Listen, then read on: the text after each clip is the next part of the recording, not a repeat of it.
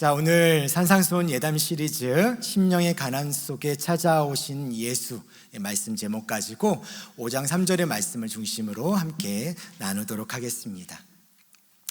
이제 팔복의 말씀을 시작하는데요.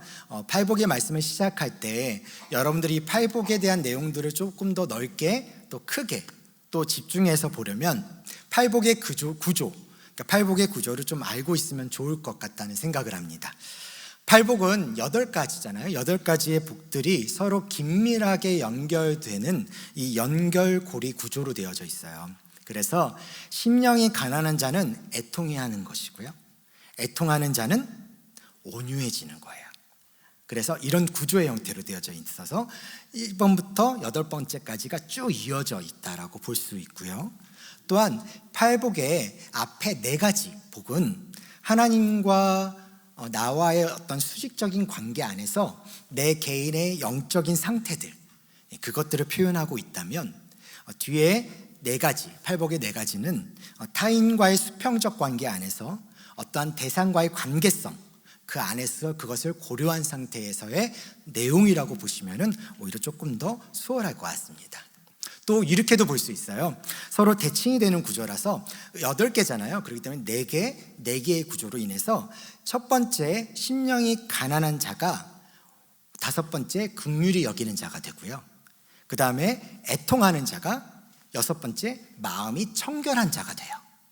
이제 그 의미들을 아마 조금씩 여러분들이 하나씩 짚고 가다 보면 왜 그렇게 대칭이 되어지기도 하고 연결고리가 되기도 하는지, 그리고 또 하나님과의 관계 안에서 또 이웃과의 관계 안에서 이 복이 어떻게 흘러가야 되는지를 우리가 좀 잠시 생각해 보는 시간으로 계속해서 이어가도록 하겠습니다. 오늘 예수님이 그 고민의 첫걸음으로 인해서 이 팔복의 첫 번째를 우리에게 가르쳐 주시려고 하시는데, 사실 이 팔복의 구조 자체가 가지고 있는 의미는 복된 자인 우리가 예수님을 닮고 또 예수님을 닮아가기 위해서 어떻게 해야 될지를 끊임없이 아마 고민하게 할 겁니다. 저는 바라는 것은 여러분들이 이 팔복의 과정들, 아니 산상수훈의 모든 시리즈를 진행함에 있어서 하루하루가 기쁘고 감사한 것도 있겠지만 좀 고민 속에서 괴로워했었으면 좋겠고요, 또 때로는 머리 아파서 힘들어 하셨으면 좋겠습니다.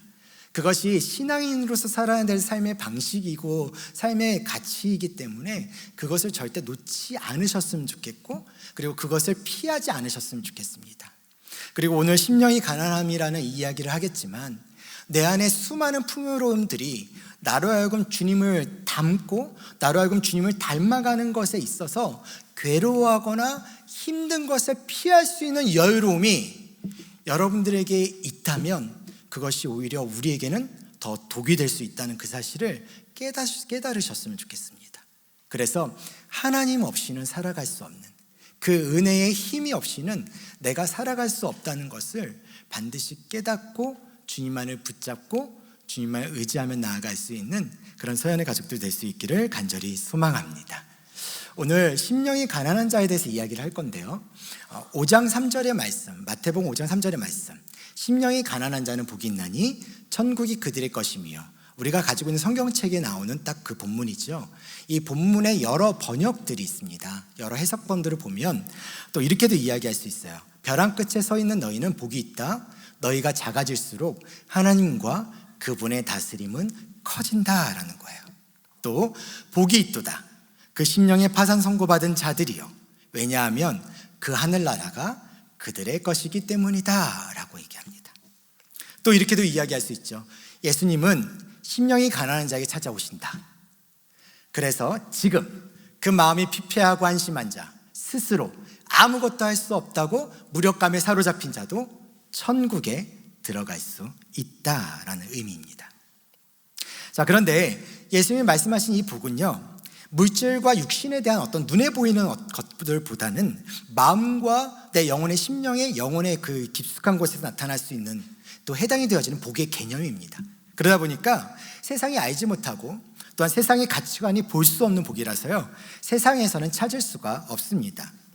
그래서 세상에서는 상당히 부자연스러운 말일 수 있습니다. 하지만 예수님 앞에서는 당연하다고 생각할 수 있는 것이 바로 이 심령이 가난한 자가 복되다라는 말씀인 것입니다. 심령의 가난함은 모든 복의 열쇠가 되고요, 어떠한 기초가 됩니다. 그래서 이 복을 받지 못한다면 다른 복은 보지도 못하게 돼요. 마틴 로이드 존스 목사님이 이런 이야기를 했죠. 이 복에 대해서 이것이 팔복의 첫 머리에 오는 것은 심령이 가난해지지 않고서는 뭐라고요? 천국에 들어갈 수 없기 때문이라는 거예요.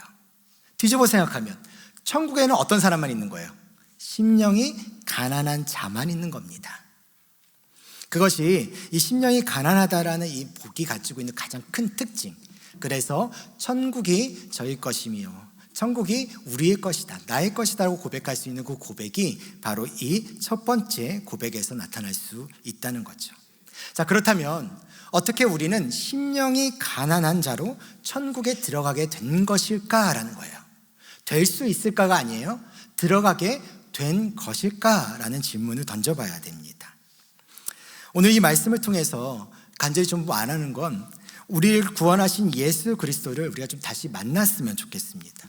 그리고 그것을 통해서 그리스도인이 예수를 닮기 위해 갖춰야 될 가장 근본적인 성품인 이 심령의 가난함을 우리의 삶에 탑재하고 그리스도의 작은 예수로서의 삶을 살아내는 그러한 서연의 가족들, 그런 시간 될 수 있기를 간절히 소망합니다. 자, 오늘 이 복된 말씀을 우리의 신비에 새기기 위해서 우리가 생각해야 될 두 가지의 큰 주제가 있습니다. 하나는 무엇이냐면 심령이 가난한 자의 의미이고요. 두 번째는 심령이 가난한 자가 복된 이유, 그것을 우리가 두 개를 볼 겁니다. 먼저 심령이 가난한 자의 의미에 대해서 살펴보는데요. 먼저 가난이라는 단어를 볼게요. 가난은 헬라어로는 푸토코스라고 합니다. 다른 의미로 이제 거지, 빈민의 의미인데요. 이것을 우리가 흔히들 생각을 할 때 어떤 돈에 관련해서 좀 연결을 해서 가난을 자꾸 생각하는 경우들이 있어요. 근데 성경에서 말하는 가난이나 아니면 우리가 흔히들 얘기하는 가난의 개념은 사실 더 포괄적인 의미를 담고 있습니다. 그래서 너무 지엽적으로 돈이 있고 없고가 아닙니다. 포괄적인 의미로 보셔야 되는데, 자, 가난한 자란 이런 의미로 볼 수 있어요. 파산에서 벼랑 끝에 있는 자, 입에 풀칠할 것도 없는 자, 전적으로 누군가에게 의존할 수밖에 없어서 굽신대며 구걸해야 하는 자, 그러다 비참하게 죽을 수도 있는 자, 그런 사람을 뜻합니다. 예수님 당시에 상황으로 보면은요, 예수님 당시에 그 예수님의 말씀을 듣는 무리들 중에는 히브리어로 아니, 발음이 아니라는 발음이에요. 아니라고 말하는 가난한 자들이 되게 많았어요. 그때도 지금처럼 돈을 벌고 부유한 생활을 하려면 불의와 타협해야만 하는 사회 구조적인 악의 상황이었습니다. 그러다 보니까 이들은 가난을 선택하는 거냐, 결국에는 불의를 선택하느냐의 그 차이인 거죠. 내가 부유하다면 나는 불의를 선택해야 되는 거예요. 그러다 보니까 예수님께서 심령이 가난한 자가 복되다는 것은 이들에겐 상당히 큰 충격으로 다가올 수밖에 없었던 거죠. 왜냐하면 예수님 당시 상황으로 봤을 때 가난한 자란 로마의 압제 속에서 절대 빈곤 속에 사는 사람, 하루 한 끼 먹는 것도 걱정거리인 사람, 엄마 나 배고파라고 울부짖는 자녀의 소리가 공포처럼 밀려오는 사람, 내일 어떻게 될지 몰라서 오늘 하나라도 더 먹으려고 안간힘을 쓰는 사람, 그러한 사람이 가난한 자였었습니다. 또한 심령이라는 단어를 좀 볼 건데요, 심령은 헬라어로 푸뉴마라는 단어를 사용합니다. 근데 보통 이 푸뉴마라는 단어가 다른 용례들 안에서는 보통 이제 성령, 영, 바람, 호흡, 생기 이런 단어로 많이 사용하거든요. 근데 이 단어가 여기에서도 동일하게 푸뉴마로 사용되어지는데, 여기에서 쓰여지는 용례는 뭐냐면 이 심령이라는 것은 그 인격의 가장 깊고 은밀한 부분, 그래서 그 인격의 은밀한 부분에 있는 그 심령으로 인해서 그 인격이 형성되는 것이는 거예요. 다른 말로 사람의 생각과 정서와 의지까지 주관하는, 컨트롤하는 마음의 영을 심령이라고 말합니다. 한 사람이 살아온 삶은 그의 마음이 그린 궤적이다, 이런 말 들어보신 적 있습니까? 심령은 인생을 살아내게 하는 가장 근본입니다. 심령이 정신이 작용하여 삶 전체가 이끌리기 때문에 인생의 문제는 어떻게 심령을 다루느냐의 문제라고 보면 될 것 같습니다. 우리가 거룩한 삶을 살기 원한다면 반드시 이 심령은 뭐와 함께 가야 되냐면 성령을 함께 가야 됩니다. 그래서 성령을 만나야 됩니다. 반드시 만나야 됩니다. 왜냐하면 성령은 심령의 의지와 함께 일하시기 때문이죠. 만약 성령과 만나지 못한다면 내 심령은 가난해지고 결핍되고 공고함을 느끼기 시작하면서 죄의 지배 가운데 머물게 되어지는 거예요. 여러분, 오늘 어떤 심령으로 여러분들은 이 예배에 참석하셨습니까? 하나님을 만나고 싶은 강렬한 열망이 여러분들 안에 분명하게 있습니까? 그 갈망이 만약에 없다면 언제 잃어버리셨습니까? 내가 정말 은혜 없이 살 수 없다는 그 갈망함으로 우리는 예배의 자리에 다가오고 있습니까? 만약 우리가 신앙생활을 잘하고 싶다면, 그리고 나의 믿음이 더 자라나기를 원한다면 나는 주님 외에 절대 도움받을 길이 없다라는 그 사실을 인정하면서 주님을 찾아야 됩니다. 간절함으로 찾는 자가 심령이 가난한 자인 것이죠. 자, 그렇다면 이제 이 심령이 가난한 자의 복된 이유가 무엇인지를 좀 보도록 할게요. 자, 복되다라는 말은 어떠한 상태를 뜻한다고 제가 계속해서 강조하고 있습니다. 복되다라는 말은 상태에 대한 개념인데요.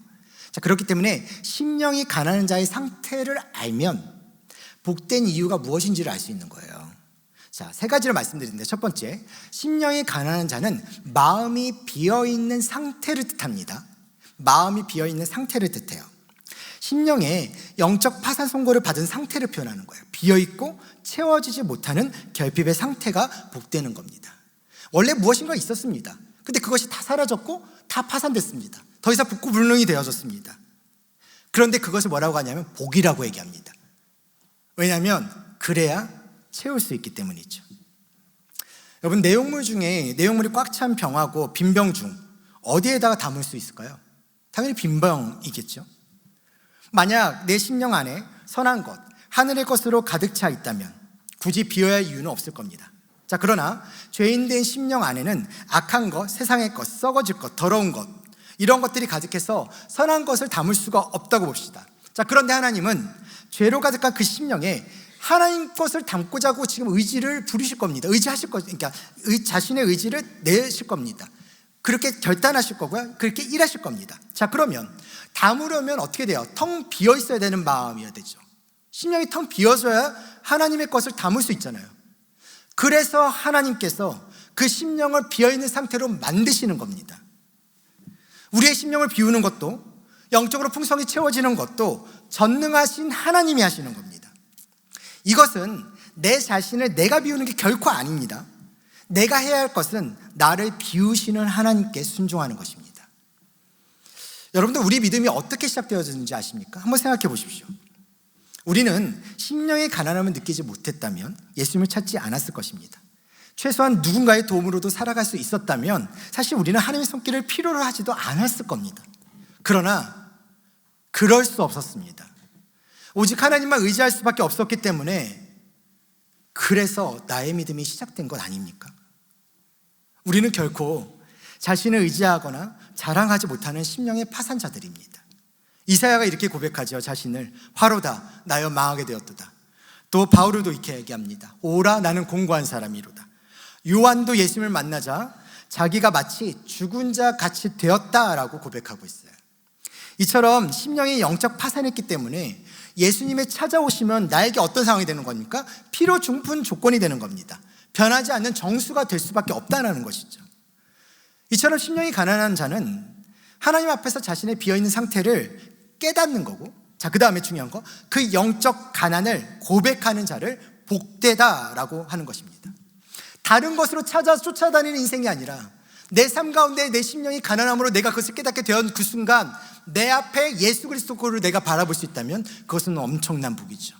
그 어떤 누구에게도 의지하며 내가 구걸하며 비굴하게 살아왔던 내 인생의 삶의 모습이 아니라 어떤 순간에 어떤 환경이 됐을 때 그 순간 내가 주님을 찾을 수 있다면, 그 순간에 내가 주님밖에 내가 아무것도 할 수가 없다라고 울부짖을 수 있다면, 그건 나에게 복인 겁니다.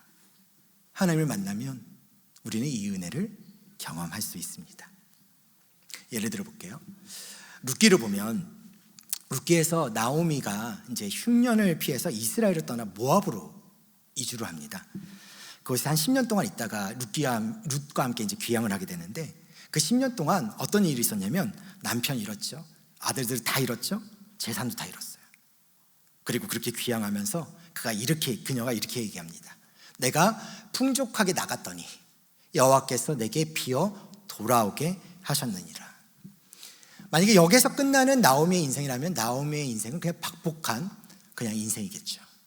하지만 하나님께서는 그렇게 이스라엘을 떠났던 나오미를 이스라엘로 돌아오게 하시면서 비워놨습니다. 왜? 비워야 이곳에서 채울 수 있기 때문에 그렇습니다. 그래서 이 룻기에 나오는 전체적인 내용들을 보면 풍성히 채워주신 하나님의 인자하심과 성실하심이 이 룻기에서 온전히 보여집니다. 그래서 그 하나님의 헤세드의 그 사랑이 이 룻기에 가장 처음부터 시작된 것을 우리는 볼 수 있게 되는데요.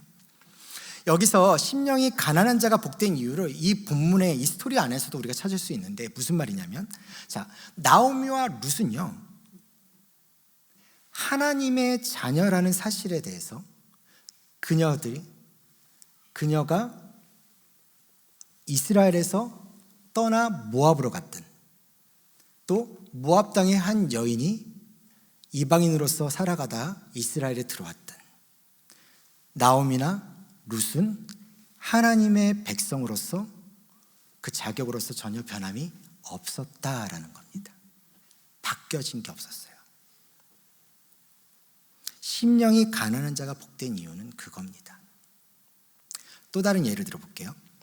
누가복음 15장에 보면 돌아온 탕자의 이야기가 나옵니다.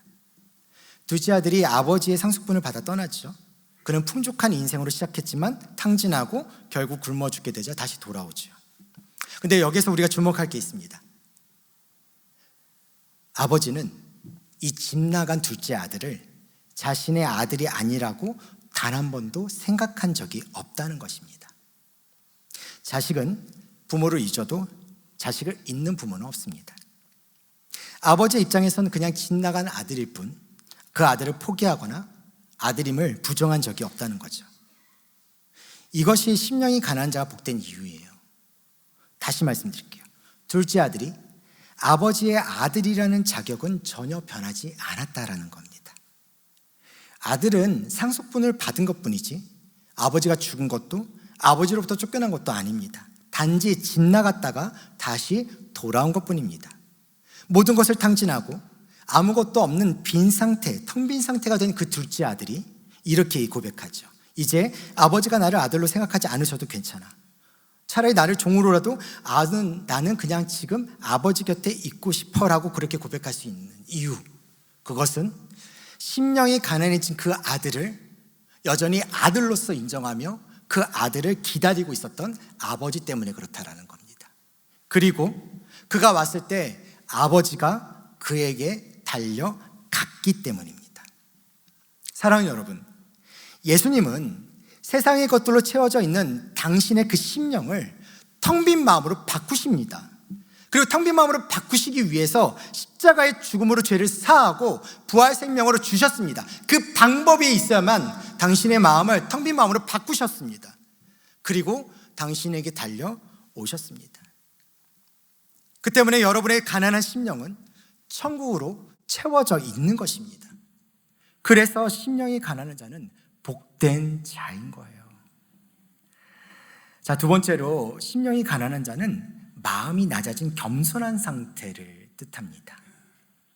가난하다. 자, 이 가난하다는 뜻의 히브리어 아나빔은 겸손하고 낮은 자세를 의미합니다. 이는 자신을 하나님 앞에서 은혜가 필요한 죄인으로 여기는 마음가짐으로 생각하시면 되는데요. 자, 겸손하고 낮은 자세는 게으르거나 연약하거나 수동적인 마음이 아닙니다. 의지가 약하다거나 마음이 약해서 뒤로 물러나 있거나 내가 내성적이기 때문에 그냥 뒤에 숨어 있거나 나는 무대 체질이 아니니까 그냥 뒤쪽에 있는 그런 걸 얘기하는 게 아닙니다. 자신을 포장하는 가짜 겸손을 의미하는 것도 아닙니다. 그것은 자기 스스로를 구원하거나 도울 능력이 없음을 인정하고 오직 하나님께 도움을 청할 수밖에 없는 상태, 하나님 없이 살 수 없다는 그 죄인의 마음을 진였기에 불쌍히 여겨달라고 기도로 은혜를 구할 수밖에 없는 그 상태, 세상적인 다른 대안이 내가 많아도 가장 먼저 하나님의 은혜와 자비와 능력을 구할 수밖에 없는 그 상태를 심령이 가난한 자, 마음이 낮아진 겸손한 상태라고 말할 수 있습니다.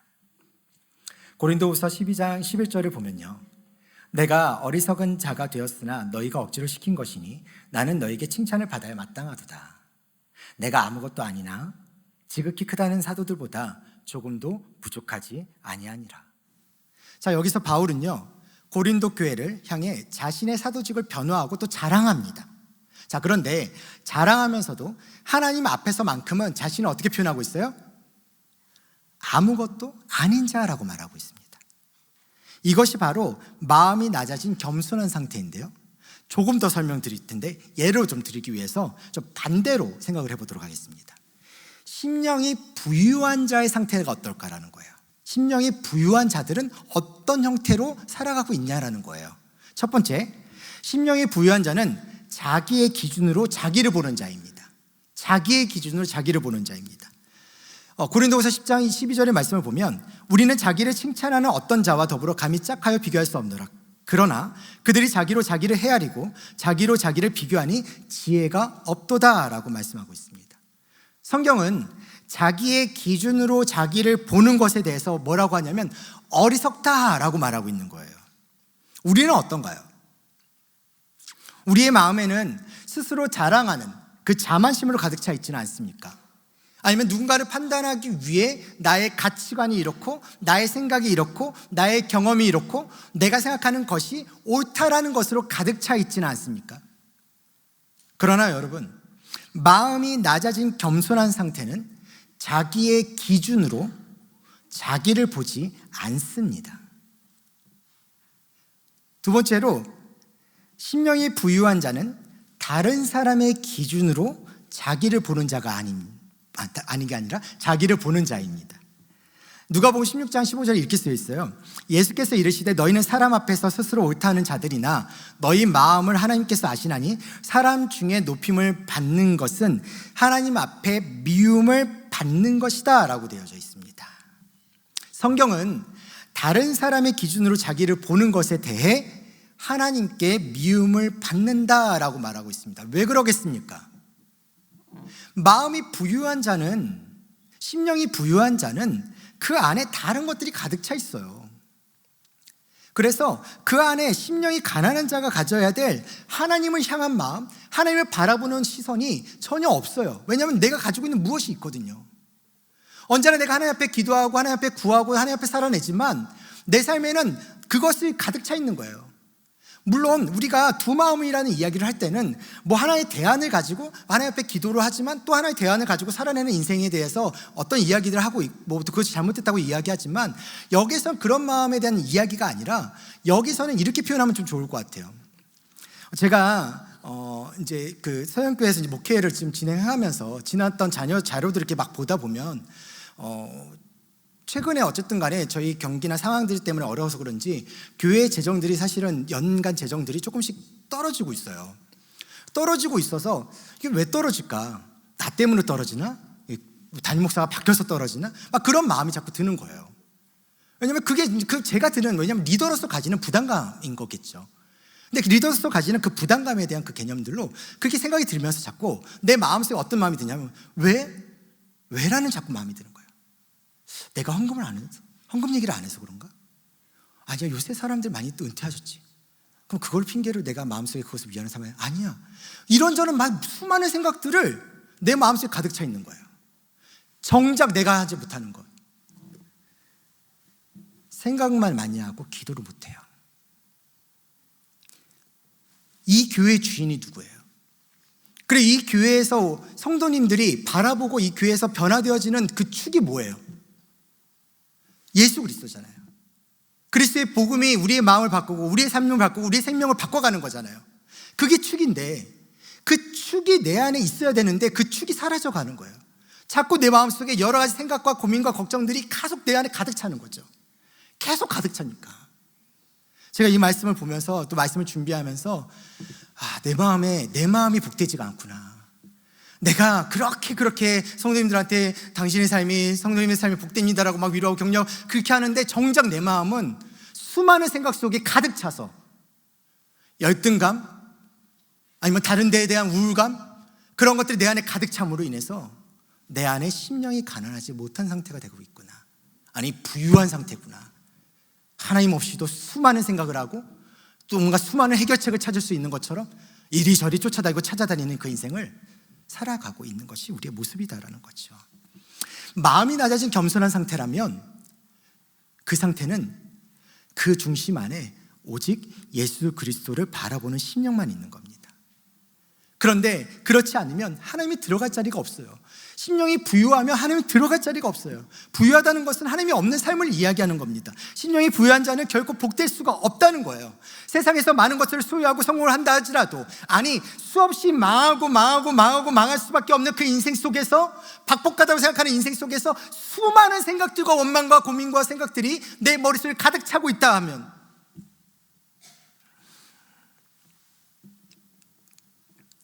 하나님 없는 삶은 복된 삶일 수가 없는 겁니다. 심령이 가난한 자는 다른 사람이 자기를 칭찬하는지 비난하는지 또 자기가 자기를 어떻게 보는지에 감정을 섞지 않습니다. 중요한 것은 오직 하나님이 자기를 어떻게 보시느냐 하는 것입니다. 그리고 그 생각에 자신의 태도를 조정하는 거죠. 사랑하는 여러분, 예수님은 교만하고 자만심만 가득한 여러분의 그 마음을 낮고 겸손한 마음으로 바꾸시길 원하시고 바꾸실 것입니다. 그러기 위해서 여러분의 중심 안에 있는 그 심령의 중심에 있던 여러분 자신을 끌어내리실 겁니다. 그리고 그분이 직접 그 중심에 좌정하실 것입니다. 그것 때문에 여러분의 가난한 심령은 천국으로 채워졌던 겁니다. 그래서 심령이 가난한 자는 복된 자인 거죠. 세 번째로 심령이 가난한 자는 하나님께 전적으로 의지하는 상태를 뜻합니다. 이것은 자기를 전혀 신뢰하지 않고 하나님의 은혜에 소망을 둔 믿음의 그 상태를 말하는 건데요. 시편 42편 11절의 말씀이 그 마음의 상태를 잘 표현해 줍니다. 내 영혼아 내가 어찌하여 낙심하며 어찌하여 내 속에서 불안해하는가. 너는 하나님께 소망을 두라. 나는 그가 나타나 도우심으로 말미암아 내 하나님을 여전히 찬송하리로다. 심령의 가난함은 하나님만 의지하는 믿음의 태도를 만듭니다. 오직 하나님께만 소망이 있음을 확신하고 하나님을 절대적으로 신뢰하고 의지하는 태도를 얘기하죠. 자, 그런데 그 태도에 죄가 들어오면 하나님께 대한 절대 의존의 마음이 잃어버리게 되고 하나님으로부터 떠나기 시작하게 됩니다.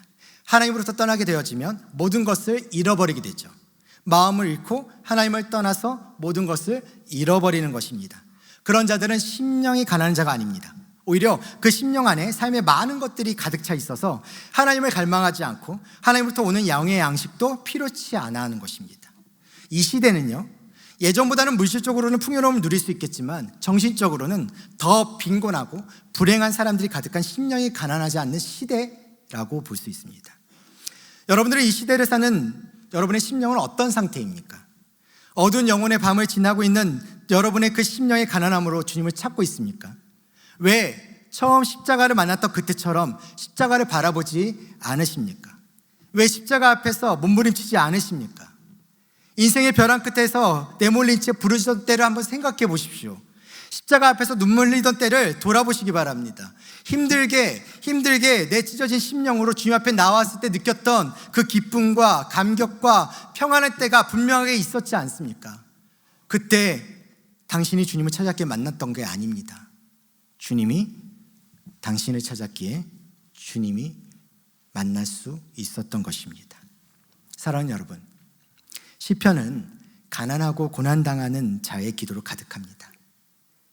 많은 믿음의 선배들이 가난과 고난 가운데서 하나님을 깊이 만났고 믿음의 반석 위에 섰던 것을 볼 수가 있습니다. 그때 그들이 겪었던 그 세상 속에서의 가난과 고난은 하나님이 주신 겁니다. 세상 속에서 나타나는 그 가난함은 하나님께 전적으로 의지하는 마음을 회복하고 하나님의 다스림 가운데로 들어가게 해줍니다. 마태복음 5장 3절의 말씀 메시지 성경으로 다시 한번 읽어볼게요. 벼랑 끝에 서 있는 너희는 복이 있다.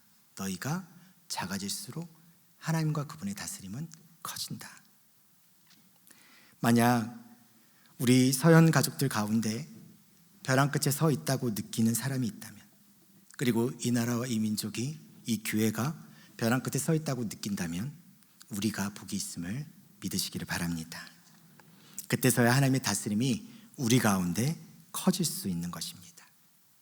성경은 오늘 우리에게 심령의 가난함으로 인해 우리 마음 가운데 하나님을 향한 갈망이 커지면 커질수록 우리의 삶의 전 영역 가운데 하나님의 다스림이 임한다라고 말하고 있는 겁니다.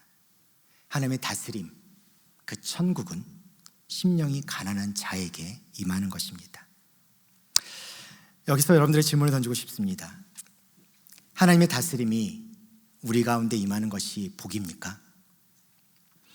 적어도 우리가 그냥 건성건성 예수님 믿겠다고 이 자리에 나온 게 아니고 예수님의 제자로 살아가겠다라고 나온 우리가 하나님의 다스림이 복되다고 느껴지지 않는다면 우리는 하나님을 떠나갈 수밖에 없는 존재가 될 것입니다.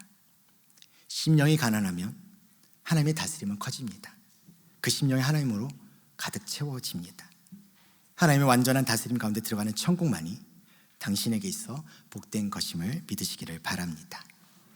자, 그런데 우리 안에서 고민되어지는 문제가 하나가 있습니다. 제가 계속해서 이런 말씀을 드리고 있지만 그럼에도 불구하고 우리 안에는 심령의 가난함과 세상의 부귀를 계속해서 연결하려는 시도를 보입니다. 그래서 좀 다시 말씀드리는데요. 심령의 가난함과 세상의 부귀는 서로 결이 같지 않습니다. 심령의 가난함과 세상의 부귀가 반드시 비례하는 것도 아니고요, 반드시 반비례하는 것도 아닙니다. 전혀 결이 같지는 않습니다. 그런데 그렇다고 해서 세상에서 부유한 것이 곧 심령이 가난할 수 없는 것도 아니고요, 부유하면서도 심령이 가난할 수도 있고요, 가난하면서도 심령은 가난하지 않을 수도 있습니다. 그러나 실제로 보면 세상의 삶의 가난과 고난으로 인해서 예수님을 믿게 된 분들이 많죠. 가난하게 겸손해지고 고난 때문에 마음을 비우게 된 사람들이 있습니다. 육체의 병에 대한 문제나 수술이나 관계의 문제, 자녀의 문제 때문에 주님을 찾기 시작해서 주님을 만나게 된 사람도 있습니다. 파스칼이 이런 말을 했죠. 인간의 정상적인 상태는 병들었을 때라고요. 그게 가장 정상적인 상태라고요. 인간은 죽을 병에 걸렸을 때야 비로소 하나님을 찾기 때문에 그렇습니다. 우리가 경험하는 가난과 고난은 하나님을 찾게 하고 기도하게 하는 귀한 은혜의 도구가 될 수 있습니다. 세상의 부귀를 채우려고 고생하고 방황하던 나를 가난과 고난으로 비우셔버리죠. 그리고 그 가난과 고난의 절박함이 하나님을 더욱 갈망하게 만들고 하나님 없이는 결코 살 수 없는 인생임을 깨닫기도 하게 만듭니다. 하나님은 그런 우리를 긍휼과 사랑으로 다스리십니다. 하나님이 예수 안에서 가난과 고난을 허락하시는 것은 하나님의 눈에 보시기에 우리가 세상에서 잠시 고통당하는 것이 천국의 복을 이루는 것보다 더 낫기 때문입니다. 하나님이 보시기에 우리가 세상의 복보다 하늘의 복을 받는 것이 훨씬 더 중요하기 때문이죠. 그러나 세상에서의 가난과 고난은 심령을 가난하게 만들기도 하지만 반드시 그런 것도 아님을 기억하셔야 됩니다. 가난 때문에 마음이 더 좋아지고 강팍해지고 더 사나워질 수도 있습니다. 고난 때문에 하나님을 부정하고 떠날 수도 있습니다. 그러므로 오늘 제가 말씀드리는 여기에서 중요한 것은 가난과 고난의 상황과 환경이냐 부유냐 부유함의 환경이 결코 아닙니다. 오직 심령을 가난하게 만드는 가난과 고난만이 우리에게 복이 될 수 있다는 것을 말씀드리는 겁니다. 그러므로 복되다는 것은 오직 심령의 문제로 결정됩니다. 내가 복된 자로 살지 못하는 이유가 환경이나 상황 때문이 결코 아닙니다. 육신의 질병이 내가 복된 자가 되는 것을 결코 막지 못합니다. 가난이나 고통도 복된 자가 되는 나를 방해하지 못합니다. 심령의 가난함만 있다면 누구라도 복된 자가 될 수 있습니다. 불의와 타협하여 얻은 부요보다 주님 앞에서 차라리 정직한 가난을 선택하는 결단도 할 수가 있는 것이죠. 오직 우리를 보시는 예수님의 시선 안에서 참된 영혼의 자유함을 누리시기를 간절히 소망합니다. 말씀을 맺습니다. 잔잔한 바다는 결코 유능한 뱃사공을 만들 수 없다라는 속담이 있습니다. 시련과 역경은 인간을 성장시키는 필수적인 동력이라는 의미이겠죠. 우리 삶의 가난과 고난도요, 잔잔한 삶에 몰아치는 폭풍우와 같습니다. 그리고 그 폭풍우가 우리를 주만 바라보도록 몰아갈 것입니다. 비록 문제에 부딪혀 신음하고 흐느끼고 때론 비명도 지를 수밖에 없지만 우리를 찾아오신 예수님은 그 소리를 귀를 기울이실 것이고 결국 심령이 가난한 자가 복됨을 경험케 하실 것입니다. 사랑하는 사용가족 여러분, 복을 어디서 찾고 있습니까?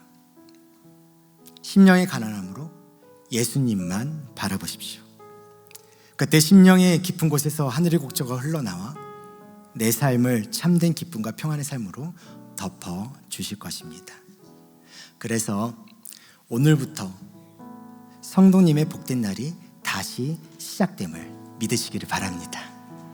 이 사실을 확신하시고 복되다 하신 예수님과 동행하는 복된 인생 되시기를 주의 이름으로 축원합니다. 자, 우리 이렇게 서로 격려했으면 좋겠습니다. 성도님의 가난한 심령 속에 예수님이 찾아가십니다. 격려하겠습니다. 성도님의 가난한 심령 속에 예수님이 찾아가십니다. 저는 이 문장 하나를 어제 밤새 묵상했습니다. 그리고 딱 한 문장, 감사합니다. 요거밖에는 할 말이 없더라고요.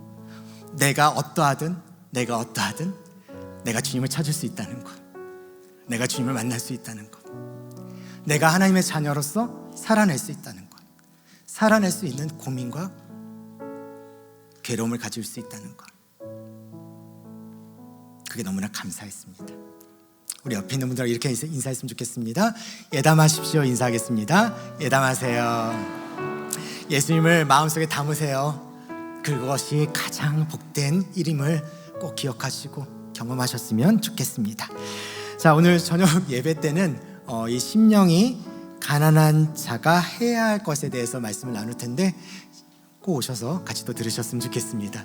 참 할 말이 많고 같이 좀 나누고 싶은 마음이 많은데 시간상 한계가 있어가지고 주일날 예배는 이렇게 좀 마무리하도록 하겠습니다. 자, 3가지 기도 제목 나눌게요. 첫 번째, 시작. 나의 텅 빈 심령 속에 오직 주님의 은혜로만 채워가는 천국의 삶을 살게 하옵소서. 아멘. 두 번째, 낮아지고 겸손한 심령으로 바꾸신 주님의 시선 안에서 참된 평안을 누리게 하여 주옵소서. 아멘. 세 번째, 심령을 가난하게 만드는 것을 통해 하나님께 전적으로 의지하는 삶을 살게 하옵소서. 아멘.